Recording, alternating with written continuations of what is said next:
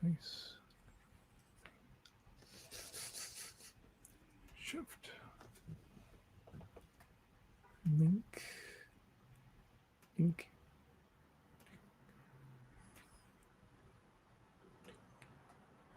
Update.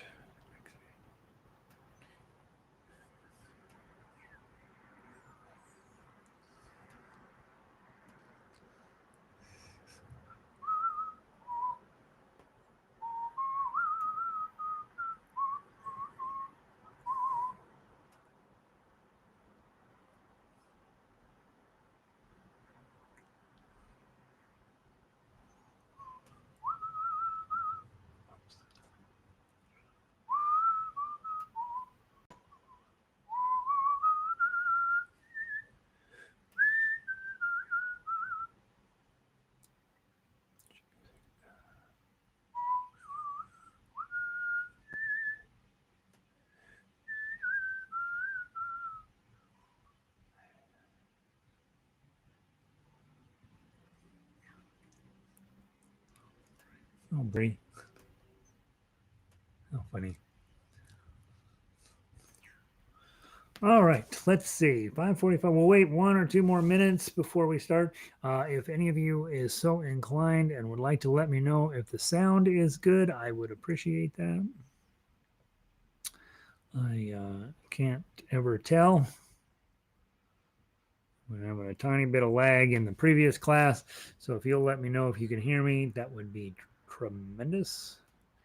And what else do I need to do? I think that should do it.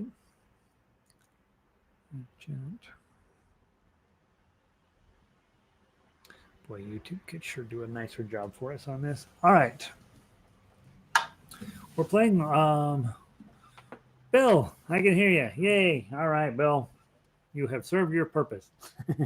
Thank you for being here, Bill. Lovely to see you. When are we going to get that beautiful bride of yours to be showing up, huh? Let's see. We're playing Waltzing Matilda today. And we're going to play it the easy way and the hard way. We're going to be amazing musicians by the time we get out of here. It's 3 pages long. It's too long, so we won't be playing it over and over, but we will be playing it. All right. All right, Waltzing Matilda. Let's go with this. Let's go with the crew that's in here, and hopefully a couple others will sneak in as the time goes on. If they don't, it's because it's Friday and they decided not to become guitarists. They decided to sit around and do nothingers. All right. Okay, make sure all this is not out of control. All right. Get this strap out of the way.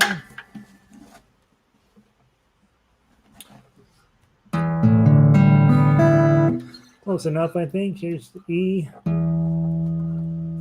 Here's A. D. G. B. With a buzz. E. That's what we're going to go with. Got a little bit of a hint of a buzz in that second string.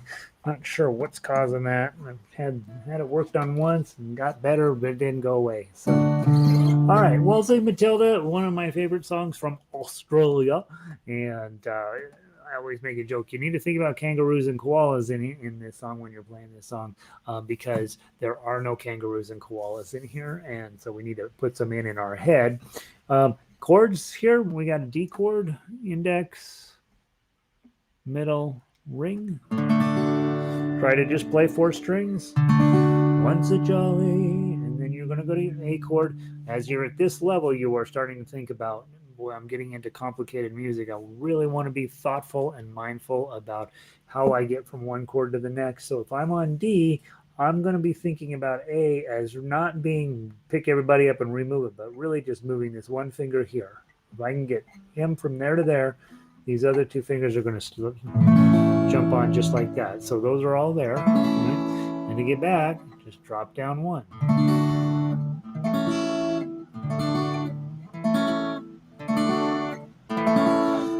lot of time when I first started getting serious about guitar, was just thinking about how am I going to get from this chord to this chord and in proper timing. Well, the timing will come along with familiarity, and so I always spend a lot of time. Okay, that's what it's going to look like. And I'm chasing my index finger and then bringing it back. Chase it up, bring it back. Okay, so that's D to A. The hard one, you're hanging out in A, you got to get a B minor on. That's one of those that we like to grumble about as guitar players. It's sort of an even meaner F. Okay, bar on 2. Okay, try to keep this top string open.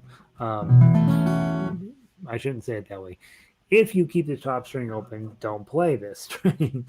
But if you go ahead and put it on there and you accidentally hit it, it wouldn't be the end of the world, but we really don't want to necessarily do that. Hey, Alan, welcome. So you are going to put a bar on here. When we talk about bars, a lot of times we're talking about a kind of painful experience of F, right? And we want that to go away, but it's not going away. So to get a decent bar on, a lot of times you're going to set it on top of the fret wire and roll it back just a little bit, okay, to get a nice clean sound. And I would work on that, but I wouldn't lose sleep over it. I think when you're playing a bar chord, if you're getting crummy sound out of it, you get crummy sound out of it. Okay. Eventually, press a little tighter, roll it back a little bit, and you got all of them there. So that's step 1, is getting a decent bar together. That's definitely a longer term project. You end up, with all these weird dents on your fingers and that sort of stuff. So, but once you get your bar chords in place, once you know what you're doing with them, the world is your oyster. You're essentially a free agent at that point. You can make any set of chords work because you can move them anywhere on your fretboard, and that's what you want to get to, is that thought. Okay, the next part of B minor, it's really an A minor, so we normally do A minor back here, okay? But we're going to use different fingers. We're going to use middle, ring, and pinky. Okay, so it's really an A minor, but then we're going to slide them up until our bar is on 2.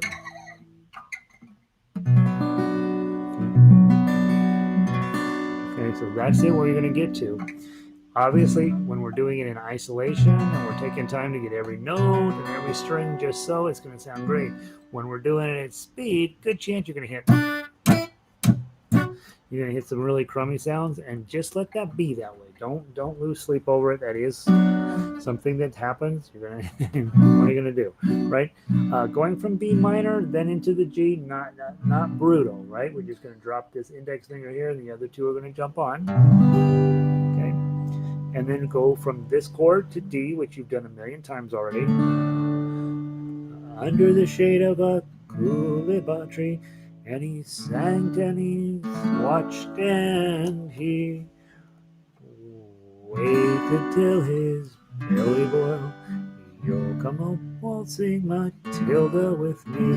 Okay, and so like I say, the chords themselves are, for the most part, they make sense. They're reasonably cooperative. There's not too many of them, but you do have that B minor sitting in there, and there's no getting around it. So the 2 things I think that I watch most guitar players struggle with is bar chords, of course, and then more than that is an attitude about bar chords. That's what gets in your way.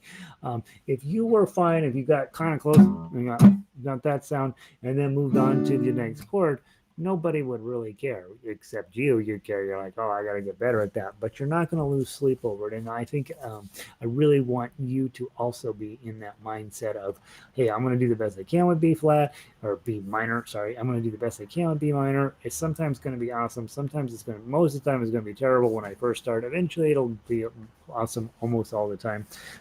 When I do this right now, there's a high likelihood I'm going to blow a B flat along the way, B minor along the way, and I'm not going to lose any sleep over it, and you shouldn't either. Okay, let's go through, sing it just the first time through, just so we know how the song goes. Then we'll go back through, we'll play the melody, and then we'll put the tough acts together. What I would suggest, if you are an upper level player,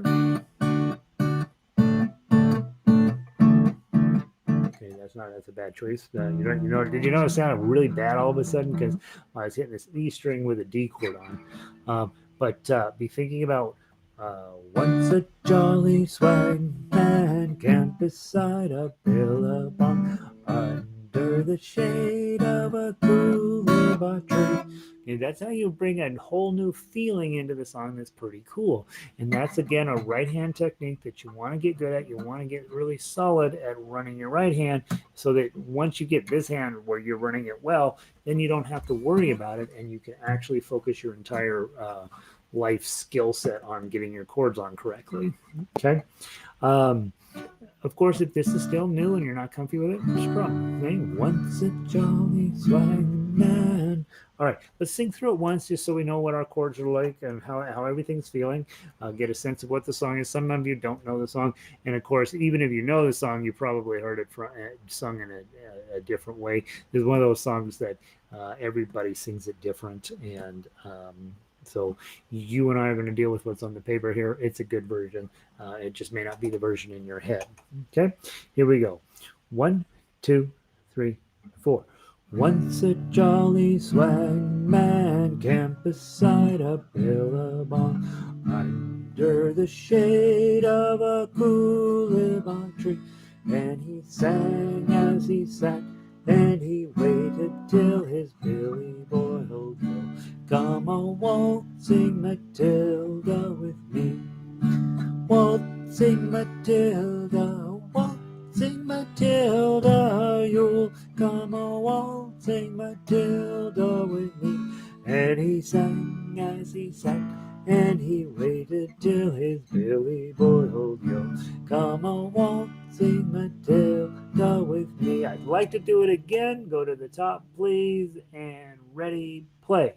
Once a jolly swag man camped beside a billabong under the shade of a coolibah tree, and he sang as he stole that da da da da da da da. You'll come a waltzing Matilda with me, waltzing Matilda, waltzing Matilda. You'll come a waltzing Matilda with me. And he sang as he watched, and he waited till his billy boy. You'll come a waltzing Matilda with me. Let it ring out. What is the notation after B in the second bar? All right, let's go talk about that. So the notation after B in the second bar. So I go to bar 2, and in the second bar. Alan, I'm not sure what you're looking at there. Are we talking chords? Because we got a D chord, A chord, B minor, B minor. Jeez Louise, guys. I didn't get it once. What is the notation? Second bar, a natural. Oh, I know what. You guys are probably looking at an earlier version of this. It's a little kind of like a B question mark M in chords on the top line. Okay, so you have a little bit older version. You can set the software to show that or not show that, and it defaults to showing it. The problem is what it's telling you is it's a B natural minor. Well, that is not how musicians speak. That's just a thing that the software put on there, and I have to remember to go in and turn that off on when I start a new song.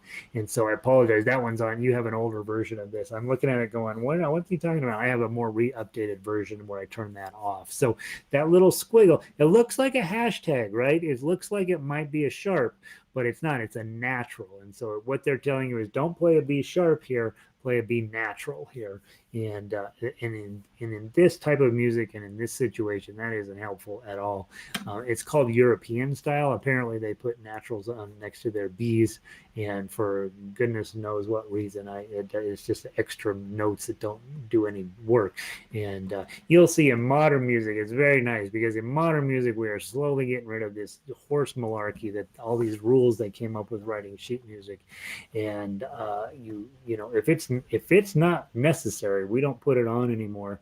And we a lot of the stuff that used to be it has to be this way, it turns out it doesn't have to be that way, and putting a B natural minor isn't helpful. It's just extra notes that you're asking questions about, and if it just doesn't show up at all, you know what you're supposed to do. So that's what's going on there, Alan. I apologize.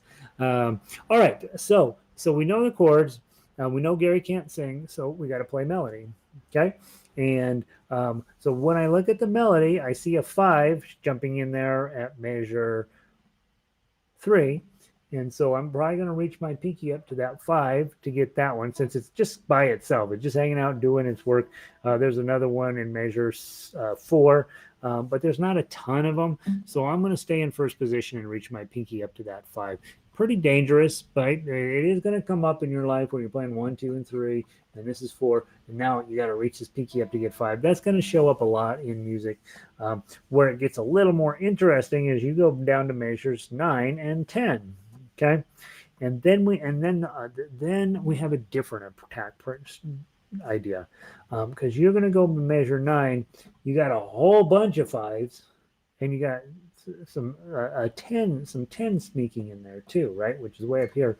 So when I'm in that 5 and 10 area, 10 and then a 9 and a 7, I'm going to be trying to stay in 5th position, maybe even 6th or 7th position to get my hand comfortable. The biggest challenge is you got this 2 hanging out in there, right? Okay. Here's something for those of you guys who've been around a while. If you got a whole bunch of 5s, waltzing Matilda, and you see that jumping way down there, and then your next note is waltzing Matilda. That 2 is the problem, right? That 2 is just, you got to jump down and go get it, right? And so what I do, and what most musicians do that are instrumentalists, instead of playing it on that string, what if we took and put it on this string? Now we just have to find the same tone on this string that is a 2 here. So I'm going to probably think 6. Up, too low, 7. Okay? The 7 on this string is the same as the 2 on this string. Okay? So now I'm going to go in, hand write in my sheet music. Instead of that last 2 in measure 9, I'm going to turn it into a 7 on the 2nd string. And that means that I can now play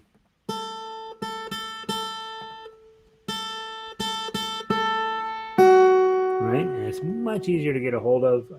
It's much closer to where I'm working, and then my pinky can go up to get the 10.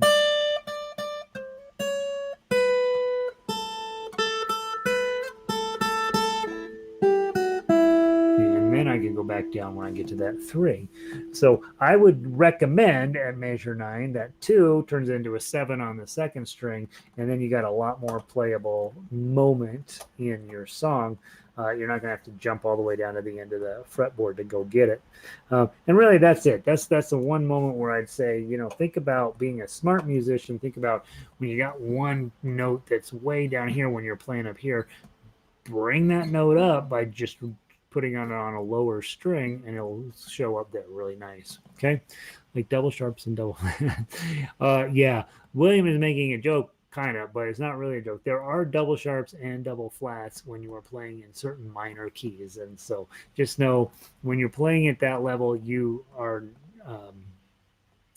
working in rarefied air. You're working on academic music at that point. Nobody plays that stuff. Okay. All right. I shouldn't say that. That makes people mad. All right, let's start at the top. We're not going to go super fast. I'm going to have to sing to kind of help keep the speed of things going, keep the timing about right, because it's a lot of pretty simple notes otherwise. Okay, from the top, 1, 2, 3, 4.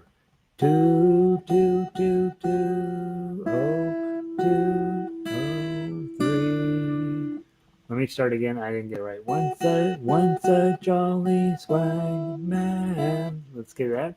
1, 2, 3, 4.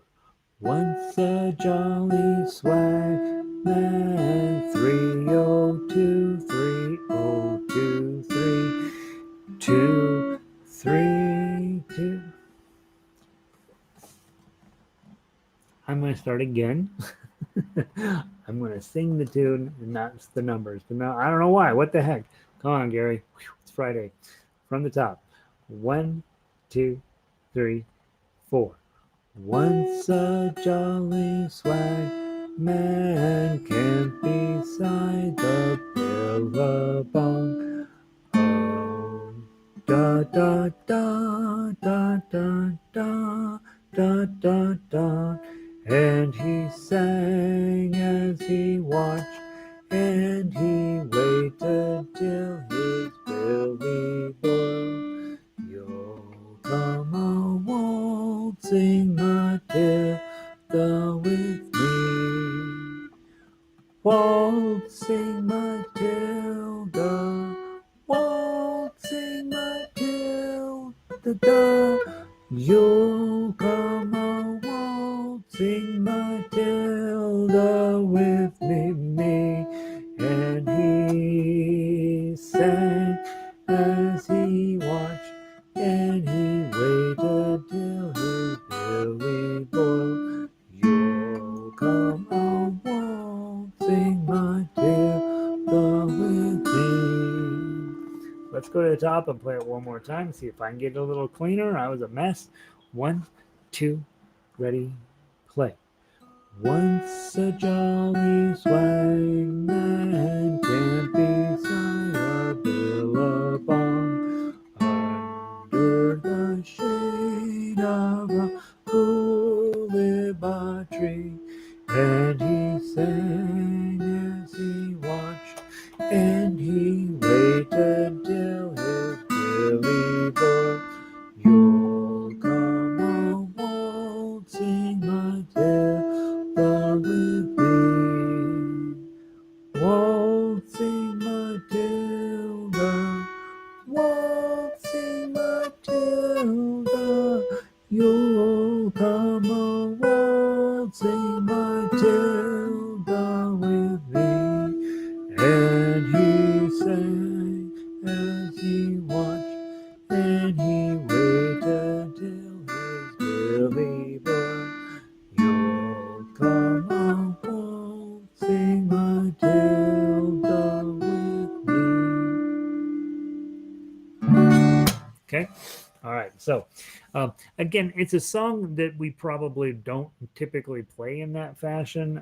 If you had a friend over and you played the melody and they played those chords, you'd have a great night. Okay, have a great night. But we don't often do that. This is one we do tend to sing. It's got a great story behind it about the poor hobo. He's hanging out and then he steals the farmer's goat, and then the police come, and then he jumps in the lake and kills himself. And then you can see his ghost after that, which is really nice. Okay, nice sort of sentiment.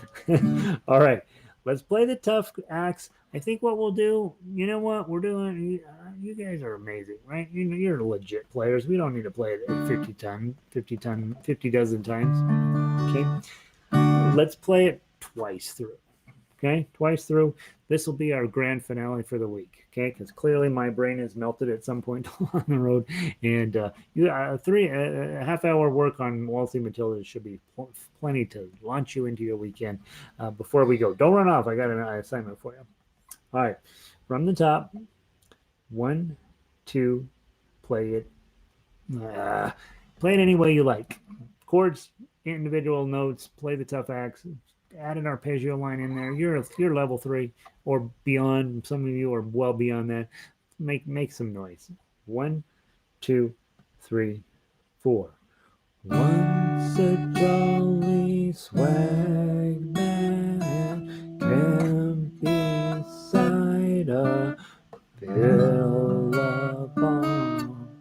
under the shade of a coolibah tree, and he sang as he watched, page. Wait until his belly boiled. Gosh, you'll come on, waltzing Matilda with me.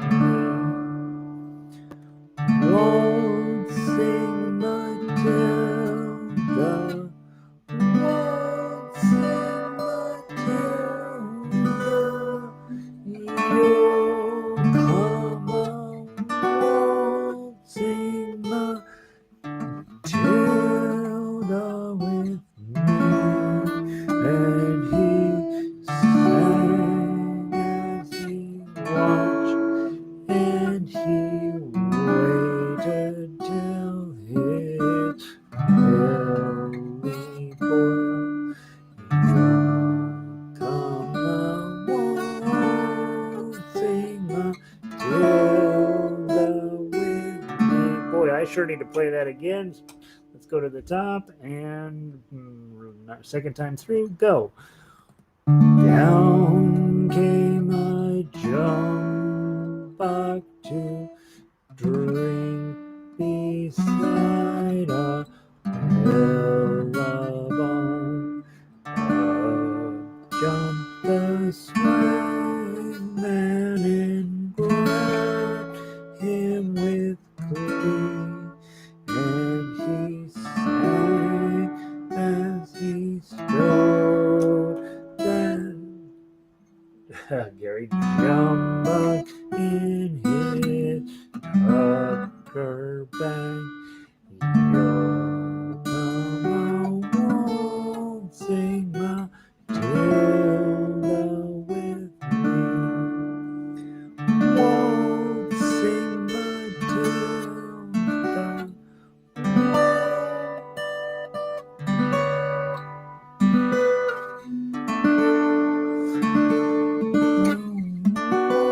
Waltzing Matilda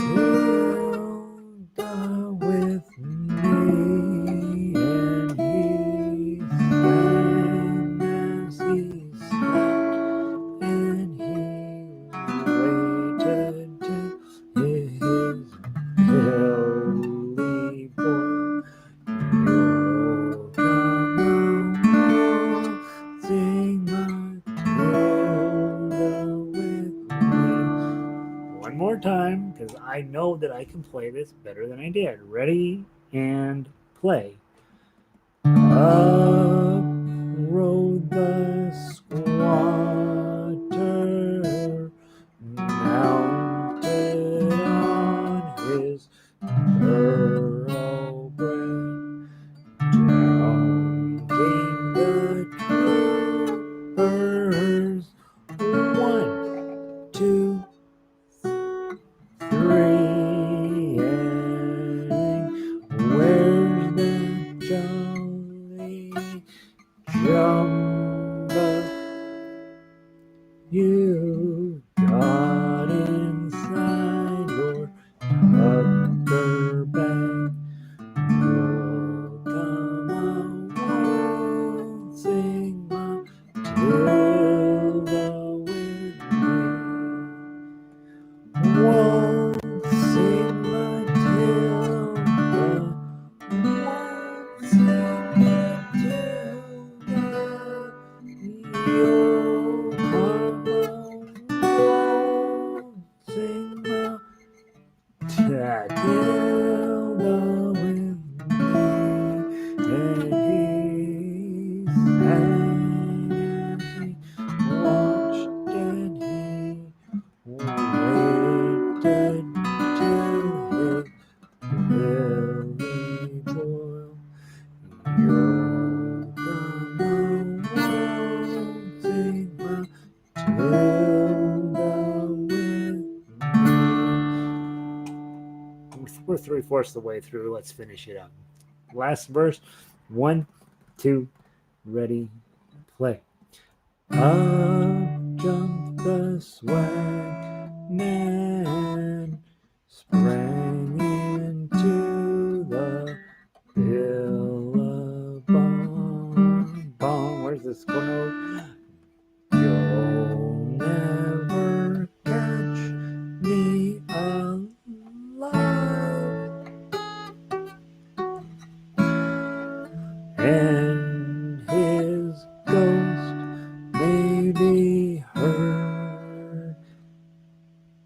hurt as you. Where's the note that I'm looking for? B minor. Da da da da da da da. You'll come waltzing Matilda with me. 2, 3, 4. Waltz.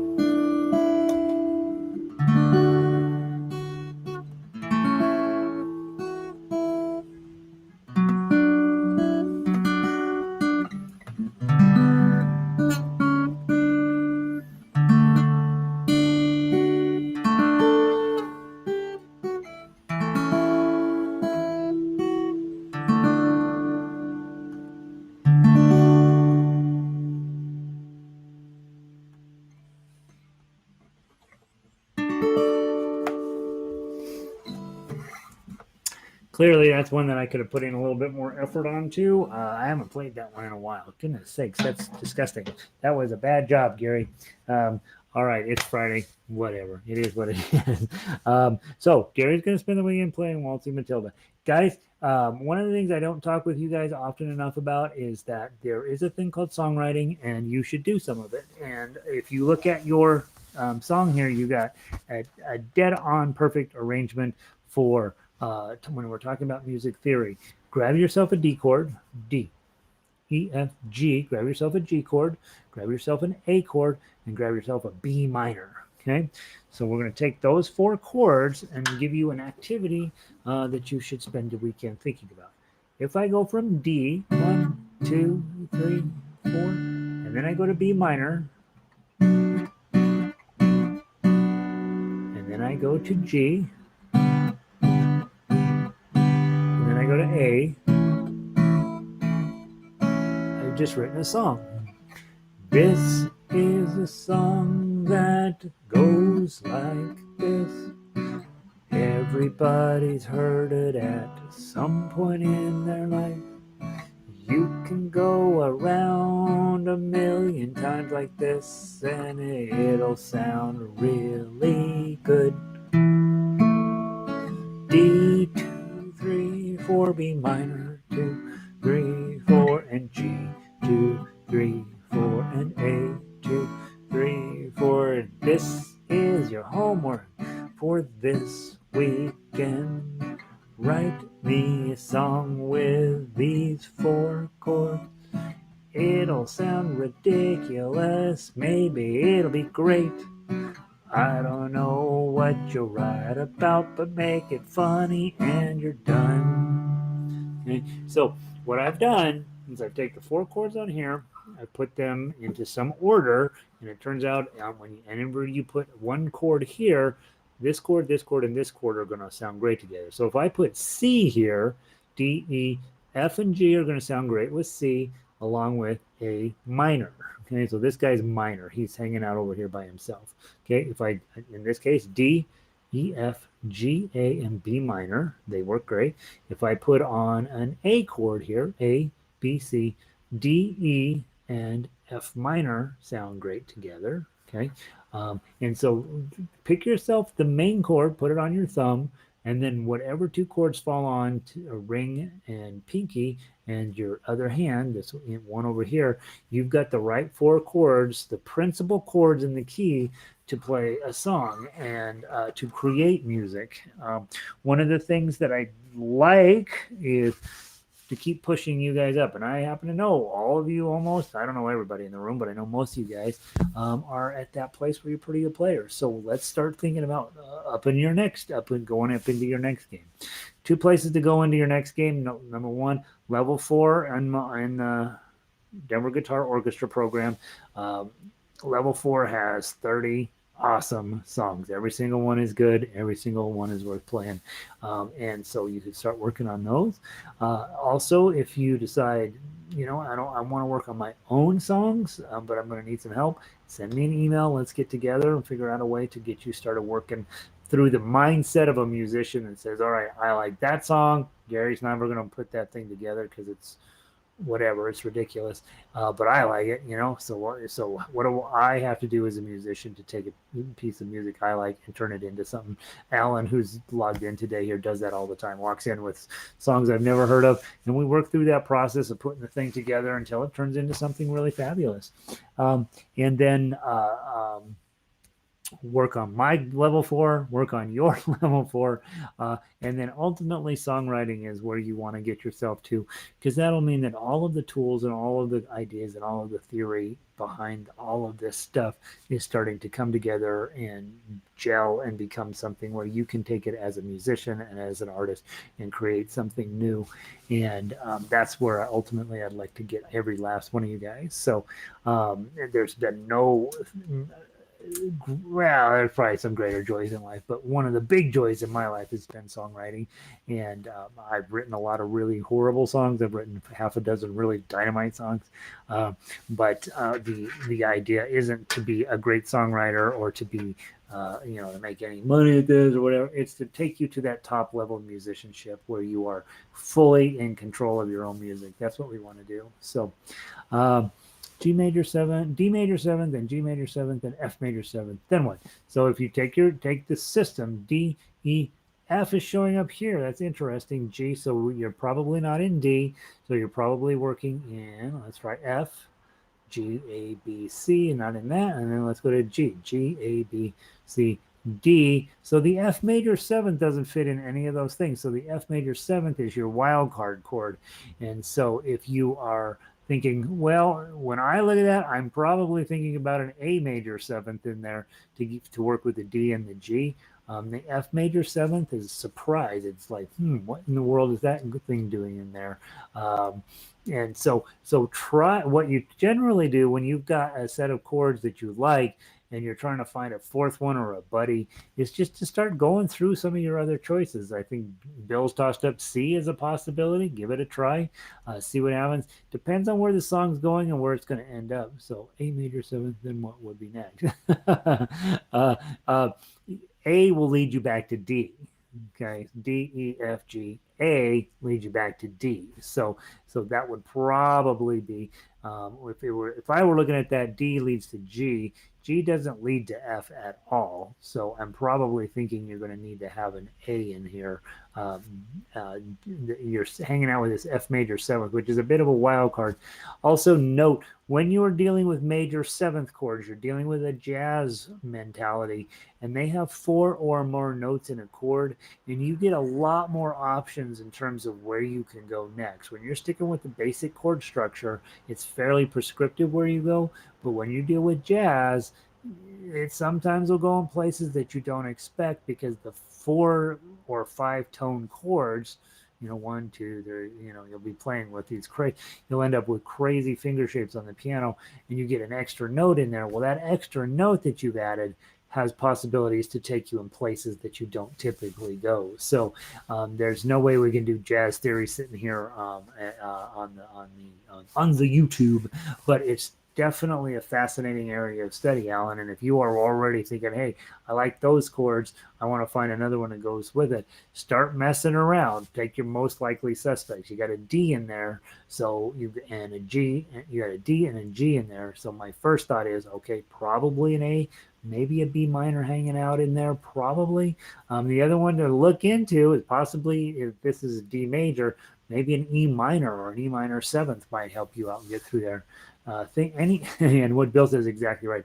Take a look at that circle of fifths, and the chords generally are pretty close. I've got one sitting right here.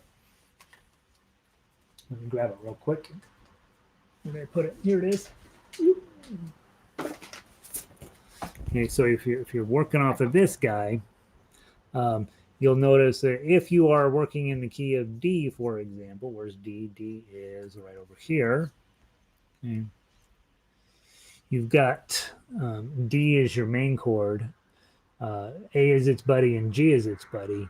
Now you're going with an F major 7th instead of an F sharp minor, so that's not related. Your F is hanging out way over here. Okay, so now you're taking this chord, you got a D chord, a G chord, and an F chord. Well, now, yeah, Bill's idea, hey, what about a C? Was that going to work out? That might make some sense. Or maybe use one of this minor progression to get you over there and back. Okay, so that's how you use this when you're a songwriter is, hey, here are my main chords that I for sure want in the song.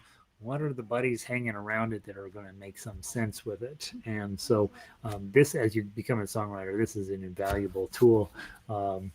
And they're all over the internet. You can download it one and it'll be there. But be thinking about chords that are close to the one you're working on in terms of when you're experimenting, looking for your best one. The other way that I do a lot of times is I'll just go steal a chord progression from some other song. If I know a song that I like that sort of feels like the song I want to write, I'll go and grab that song, look at the chords that they're using, obviously mix them up, change something about it, come up with my own idea of my approach to those chords. But sometimes that'll push you into an idea that you hadn't thought of before. So there's another way to think about songwriting. And especially you guys that are playing at this instrumental level and really trying to figure out what do all the pieces and parts of a song, I'm starting to understand how songs work and how they all go together. Now, what can I do to add to that legacy and what can I add to that? For some people, for me, I like to write everything down and leave it sitting around on my computer. And hopefully when I'm dead, somebody will look at my computer and go, oh, he wrote all this down. Probably it'll just end up getting thrown in the trash, but whatever. I feel good about it now. Meanwhile, other guys are, hey, I just want to get something out there. They put whatever chords sound right, get it on, and sing it into a camera, and off they go on to the streets. Some people have important messages they want to share. Some people just want nice, cool sounds to come out of the guitar. So a lot of different approaches to songwriting. None of them are right, but there are tools, and you guys are getting to be expert at those in terms of, hey, I'm playing level 3 stuff at least. Some of you are level 4, and some of you are even beyond that. Trying to find your next step. What is that going to look like? And by all means, toss me an email. Let me know. They're going to be letting us out of the houses here in the next few weeks, for better or for worse. We might get together. You might always available for Zoom and emailing and just chatting if you want. So don't be shy. Have a wonderful weekend. I'm going to let you guys get out of here. And hope you have a great Saturday, and I will see some of you on Sunday. I think we're doing, I don't remember what we're doing, whatever comes after row your boat, maybe 3 blind mice on Sunday.